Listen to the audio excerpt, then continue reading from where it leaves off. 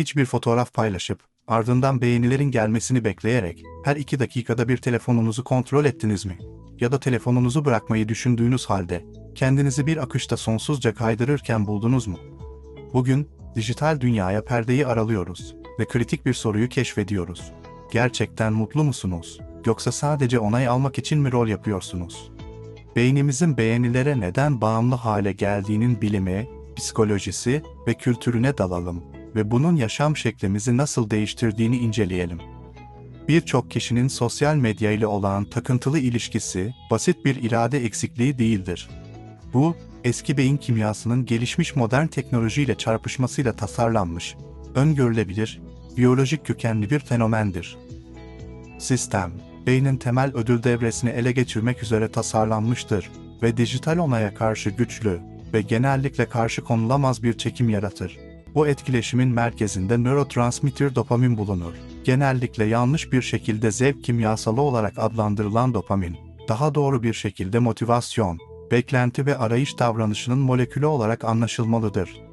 Bireyleri çevrelerini keşfetmeye ve yiyecek, çiftleşme ve sosyal etkileşim gibi hayatta kalmak için gerekli ödüllerin peşinden koşmaya yönlendiren motordur. Sosyal medya platformları, bu insan bağlantı arzusunu tetiklemek için yeni, güçlü ve sonsuz erişilebilir bir yöntem sunar. Bu sistemin gücü zamanlamasında yatar. Dopamin seviyeleri sadece ödül alındığında değil, onu beklerken de yükselir. Bu beklenti dalgalanması, genellikle ödülden alınan hazdan daha güçlüdür. Bu nörolojik gerçek, bir akışı yenileme veya bildirimleri kontrol etme eyleminin neden ortaya çıkan içerikten daha çekici gelebileceğini açıklar. Beynin birincil ödül devresi olan mezolimbik yolak, ventral tegmental alanı, nucleus accumbens'e bağlar ve bu aktivitenin merkezi sahnesidir. Bir kullanıcı beğeni, olumlu bir yorum veya paylaşım aldığında, bu yolak, diğer yüksek ödüllendirici uyaranlarla nörolojik olarak karşılaştırılabilir bir şekilde etkinleşir. Beyin, bu ipuçlarını değerli sosyal geri bildirim olarak kaydeder ve bunlara yol açan davranışı pekiştirir. Bu sistem kalıcı tatmin sağlamak için tasarlanmamıştır. İşlevi, sürekli bir arayış hali geliştirmektir. Nörolojik zirve, belirsizlik anlarında, bir kullanıcının bir bildirim olup olmadığını merak ettiği ya varsa, yüzü sırasında en güçlüdür. Bir platformun bakış açısından, site üzerinde geçirilen süre ve kullanım sıklığı gibi başarı ve etkileşim ölçütlerini değerlendiren bu, ideal durumdur. 10 dakikalık bir döngüde endişeyle cihazını kontrol eden bir kullanıcı, tatmin edici bir ödül alıp oturumu kapatan bir kullanıcıdan çok daha değerlidir. Bu nedenle, huzursuzluk veya düşük seviyede kaygı hissi, sistemde bir hata değil, temel bir özelliktir. Gerçekten tatmin olmuş bir kullanıcı, ilgisiz bir kullanıcıdır. Kaygılı ve arayış içinde olan bir kullanıcı, yapay bir psikolojik açlık durumuna hapsolmuş, ilgili bir kullanıcıdır. Zorlayıcı sosyal medya kullanımının kalıpları, tanınmış davranışsal ve madde bağımlılıklarına çarpıcı bir benzerlik gösterir. Çünkü altta yatan sinirsel mekanizmalar temelde aynıdır. Fonksiyonel manyetik rezonans görüntüleme, fMRI, çalışmaları, sosyal medya etkileşimlerinin, uyuşturucu, alkol ve kumar gibi diğer bağımlılıklar ile aynı beyin bölgelerini harekete geçirdiğini ortaya koyuyor. Beyin, sosyal medyada beğeni almanın ödülüyle bağımlılık yapan bir maddenin ödülü arasında anlamlı bir ayrım yapmaz. Her ikisi de aynı dopaminerjik yolları tetikler. Uzun süreli ve sık etkileşim, beyin yapısında ve işlevinde önemli fiziksel değişikliklere yol açar. Kullanılmayan sinir bağlantılarını ortadan kaldırarak, verimliliği artıran bir süreç olan sinirsel budama hızlanır. Beyin, sosyal medyadan salınan alışılmış dopaminle ödül yolunu güçlendirerek adapte olur. Bu da onu daha hızlı ve baskın hale getirir. Bu, özellikle yürütücü işlevlerden sorumlu olan prefrontal korteksteki diğer sinir devreleri pahasına gerçekleşir. Bu değişikliklerin artan dürtüsellik, bozulmuş karar verme ve duygusal düzenleme zorluğuyla bağlantılı olduğu araştırmalarla gösterilmiştir. Zamanla, beyin sosyal medyadan gelen dopamin uyarımına tolerans geliştirebilir ve aynı ödül hissini elde etmek için daha sık veya daha yoğun çevrimiçi etkileşimler gerektirebilir. Bu, iki başka fenomenle birleşir. Beynin telefonun görüntüsü veya bir bildirim sesi gibi ipuçlarına aşırı duyarlı hale geldiği duyarlılık artışı ve doğal, gerçek dünya ödülleri olan hobiler, veya yüz yüze etkileşimlerin daha az uyarıcı ve daha az keyif verici hale geldiği duyarsızlaşma. Bu süreç, motivasyon, ödül ve pekiştirmeden oluşan güçlü bir dopamin döngüsü kurar. Bu, zorlayıcı kontrol etme ve daha fazla dijital onay arzusunu tetikleyen kendi kendini sürdüren bir döngüdür. Bu dinamik, en temel sosyal hayatta kalma içgüdülerimizi ele geçirir. İnsanlar, kabul görmeyi aramak ve dışlanmaktan kaçınmak için evrimleşmiş sosyal varlıklardır, çünkü grup uyumu hayatta kalmak için çok önemliydi. Beyinlerimiz, sosyal bağlantılar kurmanın ödülü olarak dopamin salgılamak üzere programlanmıştır. Bu da bizi, bu faydalı davranışları tekrarlamaya motive eder. Sosyal medya platformları, etologların bu eski dürtü için süpernormal bir uyarıcı dediği şeyi yaratmıştır. Sosyal onay gibi soyut bir kavramı alıp, beğeniler, paylaşımlar ve takipçi sayıları gibi net, anında ve sonsuzca erişilebilir metriklere dönüştürüyorlar. Niceliksel bir beğeni, gerçek sosyal onayın abartılmış, teknolojik olarak güçlendirilmiş bir versiyonudur. Ve bu düzeydeki uyarımı işlemek için evrimleşmemiş olan beynimiz, bunu karşı konulmaz bulur. Bağımlılık bir ekrana veya bir uygulamaya değildir. Biyolojik olarak en çok arzulamak üzere programlandığımız şeyin, sosyal onayın teknolojik olarak geliştirilmiş bir versiyonuna bağımlılıktır. Sosyal medyanın bağımlılık yapıcı özellikleri, dijital bağlantının tesadüfi bir yan ürünü değildir. İnsan dikkatini çekmek ve elde tutmak için tasarlanmış, kasıtlı ve psikolojik olarak bilgilendirilmiş tasarım seçimlerinin sonucudur. Platformlar, kullanıcıların mümkün olduğunca uzun süre meşgul kalmalarını sağlamak için, insan beyninin öngörülebilir zayıflıklarını istismar edecek şekilde titizlikle tasarlanmıştır. En güçlü psikolojik mekanizma ise, değişken oranlı pekiştirme programıdır. Bu ilke, davranış psikolojisinden ödünç alınmıştır ve kumar ile slot makinelerini bu kadar çekici ve bağımlılık yapıcı kılan aynı ilkedir. Değişken oranlı bir program, bir davranışı tahmin edilemeyen sayıda, yanıt sonrasında pekiştirir. Kullanıcı, hangi kol çekişinin, hangi akış yenilemesinin veya hangi telefon kontrolünün bir ödül getireceğini asla bilemez. Bu belirsizlik anahtardır. Bu, tükenmeye karşı son derece dirençli, yüksek ve istikrarlı bir tepki oranı yaratır, çünkü kullanıcı her zaman bir sonraki eylemin kazandırabileceğine inanır. Sosyal medya platformları bu ilkenin nihai tezahürüdür. Bir kullanıcı ne zaman bir bildirim alacağını, bir yorum göreceğini veya özellikle ilgi çekici bir içerikle karşılaşacağını asla bilemez. Bu belirsizlik, bir beklenti ve heyecan durumu yaratır ki, belirtildiği gibi, öngörülebilir bir ödül almaktan daha büyük bir dopamin salınımını tetikleyebilir. Kullanıcı, sosyal onay ikramiyesini vurma umuduyla, dijital kolu çekmeye devam etmeye şartlanır. Değişken ödüller bir boşlukta işlemez. Sürekli, çoğu zaman düşüncesiz bir katılım akışı oluşturmak için, birlikte çalışan bir dizi, diğer tasarım özelliği tarafından desteklenirler. Sonsuz kaydırma ve otomatik oynatma gibi özellikler, doğal durma noktalarını ortadan kaldırmak için tasarlanmıştır. Sayfa sonlarını veya bir sonraki videoya tıklama ihtiyacını ortadan kaldırarak, platformlar kullanıcının karar yorgunluğunu azaltır ve zamanın nasıl geçtiğini fark etmeyi zorlaştıran, kesintisiz bir içerik akışı oluşturur. Bu, yapay zekanın her kullanıcı için mükemmel şekilde uyarlanmış ve karşı konulmaz bir akış oluşturmak için yorulmadan çalıştığı kişiselleştirme algoritmalarıyla daha da güçlendirilir.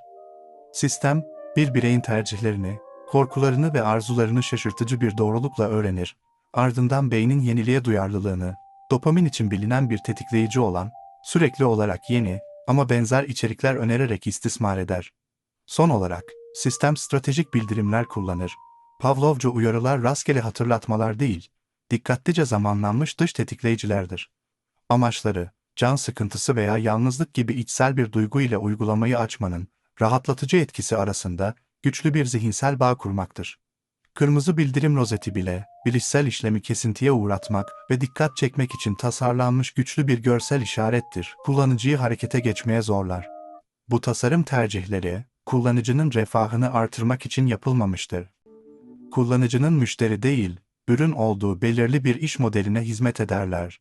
Platformun gerçek müşterileri reklam verenlerdir. Her tasarım unsuru, değişken ödül programından sonsuz kaydırmaya kadar, kullanıcı etkileşimini ve sitede geçirilen zamanı en üst düzeye çıkarmak için optimize edilmiştir.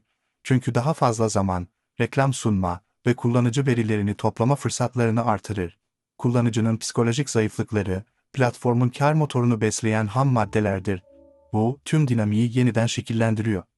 Bu, kullanıcı bağımlılığından ziyade sistematik karlı sömürü hikayesidir. Değişken ödüller ve aşırı kişiselleştirme kombinasyonu, geleneksel bir kumar makinesinden çok daha güçlü bir şey yaratır. Psişik bir kumar makinesi, bir kumarhane slot makinesi rastgeledir, ancak kişisel değildir. Kirazlar ve çanlar, herkes için aynıdır. Ancak bir sosyal medya akışı, hem rastgele, hem de derinlemesine, kişisel olarak özeldir. Algoritma, bir kullanıcının nişini, ilgi alanlarını, siyasi eğilimlerini, geçmiş satın alımlarını ve gizli güvensizliklerini bilir. Bir ödül belirdiğinde, sevilen bir bilinmeyen konuda viral bir video, uzun zamandır kayıp bir arkadaştan gelen bir yorum, özel bir kaygıyı mükemmel bir şekilde ifade eden bir makale, rastgele gibi hissettirmez, kader gibi hissettirir. Platform sizi tanıyormuş gibi hissettiriyor. Bu, sadece diğer kullanıcılarla değil, algoritmanın kendisiyle de bir parasosyal ilişki geliştirir ve çekimini inanılmaz derecede zorlayıcı hale getirir. Kullanıcı sadece herhangi bir ödül için kumar oynamıyor. Onlar, en derin benlik duygularını benzersiz bir şekilde doğrulayan bir ödül için kumar oynuyorlar. Yukarıda tartışılan nörolojik ve tasarım unsurları modern toplumda derin bir davranışsal değişimi tetikledi. Hayatı yaşamak yerine dijital bir izleyici kitlesi için sergilemeye geçiş. Günlük deneyimler giderek potansiyel içerik merceğinden süzülüyor, bir olayın belgelenmesi ve ardından onaylanması, olayın kendisi kadar önemli veya daha önemli hale gelebiliyor. Bu dönüşüm, kişisel keyif anlarını kamuya açık performans fırsatlarına dönüştürerek günlük aktivitelerin geniş bir yelpazesinde belirgin hale geliyor. Örneğin, seyahat, bu olgunun başlıca sahnesi haline geldi, tatilin Instagram'a uygunluğu artık birçok kişi için, özellikle genç nesiller için, kültürel etkileşim veya yerel mutfaktan daha önemli bir motivasyon haline geldi. Motivasyon, keşfin içsel sevincinden, paylaşmaya değer, mükemmel fotoğrafı yakalama gibi dışsal bir hedefe kayıyor. Bu davranış aşırı turizme ve deneyimin kendisiyle yüzeysel bir etkileşime katkıda bulunuyor. Bu performatif dürtü, fotoğraflanan yemeğin itibar oluşturma ve sosyal kanıt aracı haline geldiği basit yeme eylemine kadar uzanır. Mükemmel açı aranırken yemek soğur, görsel temsili duysal deneyimin önüne geçer. Benzer şekilde, bir zamanlar özel bir alan olan spor salonu, şimdi sıkça belgelenmiş antrenmanlar için bir film seti olarak hizmet eder. Odak, içsel sağlık faydalarından, bir ilerleme fotoğrafı veya paylaşılan bir antrenman özeti aracılığıyla elde edilen dışsal onaya kayabilir. Tüm deneyimi çevrimiçi bir izleyici kitlesi için kanıt üretme ihtiyacıyla aracılık edebilir. Bu davranışsal değişim, bir olayın anısını, o olayın dijital bir eseriyle değiştirir. Tarihsel olarak, bir fotoğraf, deneyimimizin içsel, öznel ve genellikle kusurlu hatırasını canlandırmak için kullanılan bir hatırlatma aracıydı. Bugün, birçok kişi için fotoğraf deneyimin kendisidir. Ana hedef, eserin üretilmesi olur. Geriye baktığımızda, tam duysal deneyimi, güneşin sıcaklığını, dalgaların sesini, gülümseyen fotoğraf çekilmeden önceki sessiz sohbeti hatırlamama riskini taşırız, bunun yerine düzenlenmiş görüntüyü ve aldığı beğeni sayısını hatırlarız. Aslında hafıza oluşturma sürecimizi buluta dış kaynak olarak veriyoruz, bu da sürekli ve otantik bir benlik duygumuz için derin etkiler taşıyor. Gerçekten yaşadığımız hayat yerine sergilediğimiz hayata dayalı bir yaşam öyküsü oluşturma riski taşıyoruz. Performatif davranışın temelinde iki ana psikolojik kavram vardır. İlki, küratörlük yapılan benliktir. Hepimiz, hayatlarımızın öne çıkan anlarını dikkatlice seçip düzenleyerek, çevrimiçi bir kişilik mimarı olduk. Bu düzenlenmiş benlik, mutlaka bir yalan değildir. Ancak gerçek benliğimizin idealize edilmiş ve filtrelenmiş bir versiyonudur. Bu da özgünlük ve performans arasında bir gerilim yaratır. Sosyolog Erving Goffman'ın 1956'da belirttiği gibi, kendini sunma insan etkileşiminin zamansız bir yönü olsa da, sosyal medya bunu eşi görülmemiş bir ölçek, kalıcılık ve erişimle artırır. Bu, ikinci kavrama, hayali izleyiciye yol açar. Sanki her zaman sahnede, geniş ve görünmez bir izleyici kitlesi için, performans sergiliyormuşuz gibi yaşamaya başlıyoruz. Her düşünce, esprili yorum ve deneyim, paylaşılmaya değer olup olmadığı açısından değerlendiriliyor. Bazıları için bir etkinlik, bu dijital izleyici tarafından paylaşılana, onaylanana kadar gerçek veya tamamlanmış hissettirmiyor. Bu, içsel hayatımızı dışsallaştırarak, özel düşünme, hayal kurma ve kaydedilmemiş basit varoluş eylemi kapasitemizi zayıflatır. Bu süreç, birinin hayatını markalaştırılacak ve pazarlanacak bir ürüne dönüştürür. Çevrimiçi paylaşım psikolojisi, statü ve imaj diline dayanır. Bizi iyi gösteren ve sosyal paramızı artıran şeyleri paylaşıyoruz. Tatiller, yemekler ve ilişkiler gibi yaşam deneyimlerimiz, Ben Aşeyan'ın içerik stratejisi için ham madde haline geliyor. Amaç, bilinçli ya da değil, etkileyici bir kişisel marka oluşturmaktır. Bu kendini metalaştırma, hayatı sürekli bir pazarlama kampanyasına dönüştürerek, bireyleri sadece mutlu değil, aynı zamanda pazarlanabilir yaşamaya zorlar. Bu, yaşamak için yorucu ve sahte bir yol. Ele geçirilmiş beyin kimyası, keşifçi platform tasarımı ve performatif yaşamın birleşimi, bireysel ruh sağlığı ve kolektif kültür üzerinde ciddi bir bedel ödetiyor. Onay mimarisinde yaşamak, kendimizle ve başkalarıyla olan ilişkimizi değiştiriyor. Özdeğer değişken dış ölçütlere bağlı olduğunda kırılgan hale gelir. Bu sistem, insanların yalnızca çevrimiçi bir kitleden olumlu geri bildirim aldıklarında, kendilerini iyi hissettikleri koşullu bir öz kabul yaratır. Bu, öz saygı gibi temel bir ihtiyacı, algoritmaların ve anonim kalabalıkların istikrarsız kaprislerine devreder. Bu dinamik, sürekli sosyal karşılaştırma ile daha da kötüleşir. Kullanıcılar, kendi karmaşık ve dağınık gerçekliklerini, başkalarının cilalanmış öne çıkan anlarıyla karşılaştırır.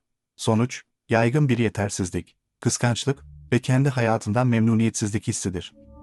Psikolojik etkiler iyi belgelenmiş ve ciddidir. Araştırmalar, yoğun sosyal medya kullanımını kaygı, depresyon, stres ve derin yalnızlıkla ilişkilendiriyor. Performans gösterme, geri bildirimleri izleme ve özenle oluşturulmuş bir kişiliği sürdürme baskısı, zihinsel ve duygusal olarak yorucudur, kalıcı bir huzur sağlamayan bir onay döngüsü yaratır. Bu bireysel psikolojik değişimlerin toplamı, önemli bir kültürel dönüşümdür. Kamu ve özel alanlar arasındaki çizgi, giderek bulanıklaşmıştır. Bir zamanlar mahrem olan anlar ve düşünceler artık kamu tüketimine, yargısına ve ölçümüne tabi hale gelmiştir. Bu durum, mahremiyet ve kişisel sınırlar konusundaki kolektif anlayışımızı temelden değiştirir. Bu, küresel platformlar ve influencerlar, belirli estetikleri, yaşam tarzlarını ve trendleri teşvik ettikçe, bir tür kültürel homojenleşmeye de yol açabilir. Yerel ve çeşitli kültürel ifadeler, gölgede kalma riski taşır. Örneğin, Instagram estetiği, fotoğraf Bali'de, İzlanda'da veya Peru'da çekilmiş olsun, şaşırtıcı derecede benzer görünebilir ve bu da düzleşmiş, küreselleşmiş bir görsel kültür yaratır. Sonuçta, bu dijital çağ için derin bir varoluşsal soru ortaya çıkarır. İçsel değerler, tutkular ve ilişkilerle yönlendirilen, otantik hayatlar mı inşa ediyoruz? Yoksa çevrimiçi trendlere uymak ve dış onayı en üst düzeye çıkarmak için tasarlanmış, kamuya yönelik kimlikler mi oluşturuyoruz? Baskı, sadece yaşanan değil, aynı zamanda izlenebilir, paylaşılabilir ve beğenilebilir bir hayat inşa etmektir. Tüm analiz tek bir güçlü soruda doğruğa ulaşıyor. Beynimizin ödül sistemi, bağımlılık yaratacak şekilde tasarlanmış platformlar tarafından sistematik olarak ele geçiriliyorsa ve bu, hayatlarımızı yaşamak yerine sergilememize yol açıyorsa, bu da kırılgan ve dışa bağımlı bir özdeğer duygusu yaratıyorsa, o zaman onay yapısı kaldırıldığında geriye ne kalır? Bu nedenle uygulamayı silme eylemi sadece teknolojik bir tercih değil, aynı zamanda psikolojik ve felsefi bir başkaldırı eylemidir. Modern dünyada kişinin kimliğinin temelini yeniden kazanma ve test etme girişimidir. Bu platformların her kullanıcısını karşı karşıya bırakan son kritik sorgulamaya yol açar. Ya uygulamayı silseydiniz? Hayatın hala gerçek mi hissederdi? Çünkü gönderiler, beğeniler ve paylaşımlar arasındaki sessiz alanda en önemli onay, içten gelen onaydır. Ve şimdi, algoritmalar çağında, varoluşun anlamını sorguladıktan sonra, beğenmeyi, yorum yapmayı ve abone olmayı unutmayın. Çünkü yapmazsanız, bu video gerçekten oldu mu?